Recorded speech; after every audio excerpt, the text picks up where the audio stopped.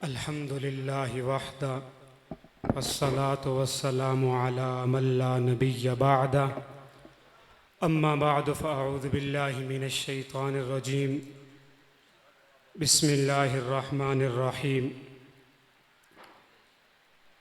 رحماء بينهم وقال النبي صلى الله عليه وسلم اصحابی کالنجوم بأیہم اقتدیتم اہتدیتم او کما قال علیہ الصلاۃ والسلام۔ لے شوق سے نام صحابہ کا، کر چرچا عام صحابہ کا، گر طلب ہے تجھ کو جنت کی تو پلہ تھام صحابہ کا۔ میرے انتہائی واجب الاحترام اسٹیج کے دائیں جانب اور بائیں جانب تشریف فرما علماء کرام، خطباء اعظام، میرے برادر قریب کبیر مولانا نوید اصغر صاحب نے میرے بارے میں بہت کچھ کہہ دیا ہے، حالانکہ میں اتنا کچھ ہوں نہیں۔ آج کی یہ عظیم الشان فقید المثال پہلی سالانہ عظمت صحابہ و دستار فضیلت کانفرنس جو بڑی آب و تاب سے جاری ہے، حضرات مہمانان گرامی تشریف لا رہے ہیں۔ میرے برادر کبیر مولانا سعد ندیم صاحب بھی تشریف فرما ہیں اور اپنی نقابت کے جوہر دکھا رہے ہیں۔ میں مختصر سی حاضری میں آپ حضرات سے صرف صحابہ کرام رضوان اللہ علیہم اجمعین کی عظمت، شان، مقام، مرتبہ جو آپ حضرات نے مختلف علماء کرام سے سنا اور آپ سنتے بھی جائیں گے، وہ صحابہ کرام رضوان اللہ علیہم اجمعین جن کے متعلق رب العالمین قرآن مجید میں ارشاد فرماتے ہیں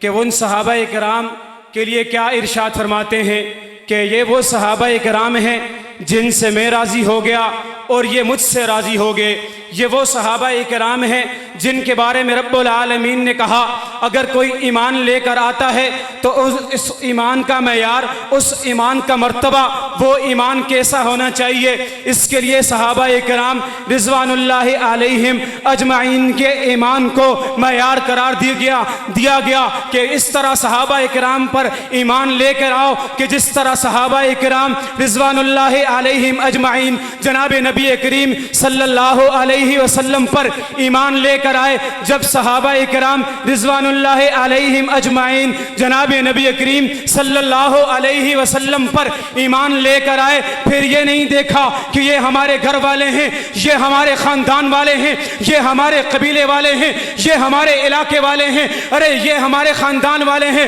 پھر جناب نبی کریم صلی اللہ علیہ وسلم نے جو بھی حکم دیا اپنا تن من دھن قربان کر دیا۔ انہیں صحابہ کرام رضوان اللہ علیہم اجمعین کہا جاتا ہے، جنہیں رب العالمین نے خود قرآن مجید میں مختلف مقامات پر کہیں اولئک ہم المفلحون کہا، کہیں اولئک الذین امتحن اللہ قلوبہم للتقوی کہہ کر ان کے تقوی کی گواہی دی۔ ارے وہی صحابہ کرام ہیں۔ ارے میں مختصر کرتا ہوں، انہیں صحابہ کرام رضوان اللہ علیہم اجمعین کی بات کرتا ہوں جن صحابہ کرام رضوان اللہ علیہم اجمعین کے دفاع کے لیے 1986 کے اندر ایک مرد جنگ کی سرزمین سے اٹھتا ہے جسے حق نواز کہا جاتا ہے۔ اس حق نواز نے آج سنیت کو اتنا بیدار کر دیا ہے کہ الحمدللہ اب کوئی بھی صحابہ کا دشمن، کوئی بھی صحابہ کا گستاخ کسی بھی سراغ سے آتا ہے، آگے الحمدللہ صحابہ کرام رضوان اللہ علیہم اجمعین کے دیوانے، مستانے، پروانے الحمدللہ تن من دھن قربان کرتے ہوئے اس دشمن کو جواب دیتے ہوئے نظر آتے ہیں۔ ان کے بعد آنے والے مولانا اسار القاسمی شہید رحمت اللہ تعالی علیہ نے الحمدللہ ہماری قومی اسمبلی کے اندر کھڑے ہو کر صحابہ کرام رضوان اللہ علیہم اجمعین کی عظمت